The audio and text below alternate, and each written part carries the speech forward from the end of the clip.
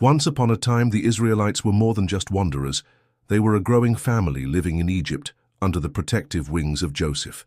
Because of Joseph's wisdom and favor with Pharaoh, the Israelites enjoyed peace and prosperity for many years. They had land, homes, and the blessing of Pharaoh himself.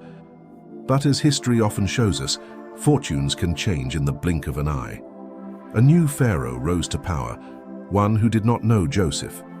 Maybe he was annoyed by all the Israelite population growth. Imagine a tiny family that balloons into millions in just a few generations. It's like suddenly having a noisy extended family crash your house and take over every room. Pharaoh felt threatened and decided to take drastic measures. He turned to harsh oppression, making the Israelites slaves, forcing them to build cities and monuments for Egypt, impressive structures that today still tell stories of that era, but built with sweat and tears. Pharaoh's plan was to break their spirit and control their numbers. But sometimes tyranny only fuels resilience. Imagine the Israelites working from dawn till dusk, their hands raw from bricks and mortar, dreaming of freedom while Pharaoh kept raising the stakes. More bricks, more work, less mercy. It was a harsh and cruel time, a dramatic shift from their earlier peace. Pharaoh's fear turned to paranoia when he ordered that every newborn Israelite boy be thrown into the Nile River, a chilling decree to control the population. The mothers of Israel were faced with impossible choices: to hide their babies or lose them forever.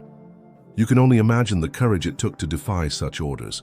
Among these brave mothers was Jochebed, who hid her baby son for 3 months.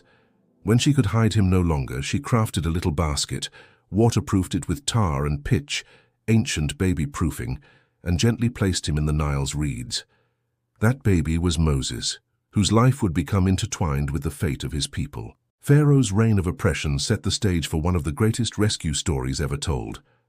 The Israelites' suffering was real and deep, but their hope was alive, like a flickering flame refusing to be snuffed out. And yes, while this sounds serious, you can picture Pharaoh pacing nervously, muttering, "These people just keep multiplying. What do I do next?" The kind of panic any ruler would have in a crowded room full of people who seem to have endless energy. This story reminds us how even in the darkest times, hope and courage live on. The Israelites' chains were heavy, but their spirit was heavier, and history was about to turn with a hero named Moses. If you are loving this video, please hit both that subscribe and like button to help this message to spread far and wide. Check out the rest of the Bible Stories playlist to enjoy heartwarming events of the Bible brought alive. Thank you for supporting the Wake Up channel. God bless you.